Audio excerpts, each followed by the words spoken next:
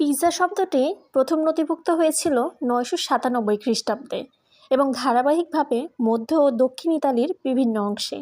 Pizza প্রধানত ইতালিতে এবং সেখান থেকে অভিবাসীরা খাওয়া হতো।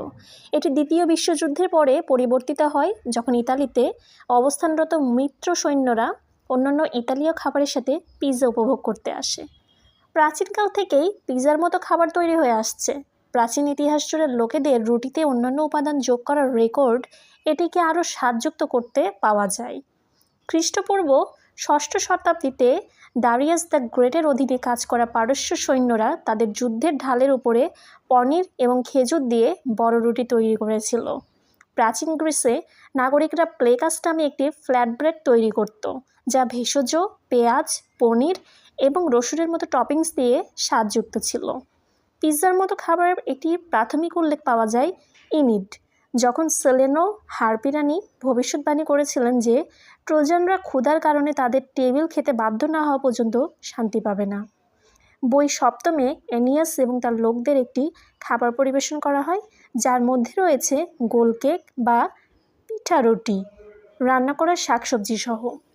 যখন তারা রুটি খায় তখন তারা বুঝতে পারে যে এগুলি সেলেনা দ্বারা ভবিষ্যৎবাণী করা টেবিল।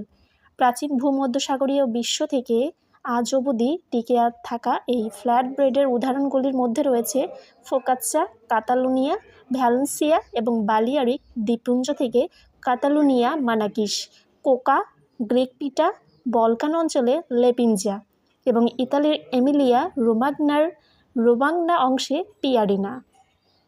বিশ্বের অন্যান্য অংশে ফ্ল্যাট ব্রেডের মতো খাবারের মধ্যে রয়েছে চাইনিজ বিন রুটি, ভারতীয় পরোটা, মধ্য ও দক্ষিণ এশিয়ার নান রুটি এবং আটার রুটি, সার্ডিনিয়ান কারাসাও, স্পিয়া নাটা, গুটিয়াও, পিস্টোকু এবং ফিনিশ রিস্কা।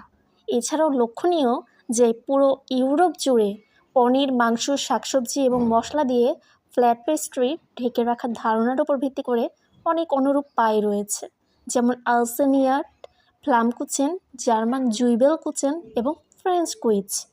16 শতকের নাপোলিয়া একটি গ্যালেট ফ্ল্যাট ব্রেডকে পিৎজা হিসেবে উল্লেখ করা হয়েছিল। এটি দরিদ্র মানুষের জন্য একটি থালা হিসেবে পরিচিত ছিল, বিশেষ করে রাস্তার খাবার হিসেবে, এবং অনেক পরে পর্যন্ত রান্নাঘরের রেসিপি হিসেবে বিবেচিত হয়নি, যতক্ষণ না স্প্যানিশরা আমেরিকা থেকে টমেটো নিয়ে আসে এবং আধুনিক বৈচিত্র্যের বিকাশ ঘটায় যে পিৎজা তাদের আধুনিক ধারণায় উদ্ভাবিত হয়েছিল।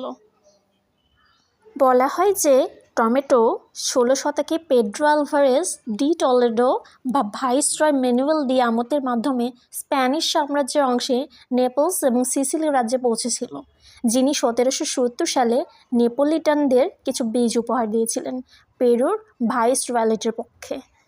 1843 সালে আলেকজান্দ্র দুমো পিৎজা টপিংসের বৈচিত্র্য বর্ণনা করেছিলেন। একটি প্রায়শই বর্ণিত গল্পে বলা হয়েছে যে 11 জুন 1889 সালে ইতালির রানী সহধর্মিণী স্যাভয়ের মার্গেরিটাকে সম্মান জানাতে নিয়াপোলিরা পিৎজা নির্মাতা রাফায়েল এসপোরসিটো পিৎজা মার্গারিটা তৈরি করেছিলেন, একটি পিৎজা যা টমেটো, মোজারেলা এবং বেসিল দিয়ে সাজানো হয়েছিল। ইতালির জাতীয় রং ইতালির পতাকার মতো, কিন্তু পিৎজা মার্গারিটা আগে থেকেই বিদ্যমান ছিল। নেপলসের সবচেয়ে জনপ্রিয় এবং বিখ্যাত পিৎজাগুলি ছিল 1734 সালে তৈরি মারিয়ানা এবং মার্গারিটা, যা 1796 থেকে 1810 সালের মধ্যে তৈরি হয়েছিল। পরবর্তীতে ধাপে ধাপে অনেক রকম পিৎজা এসেছে।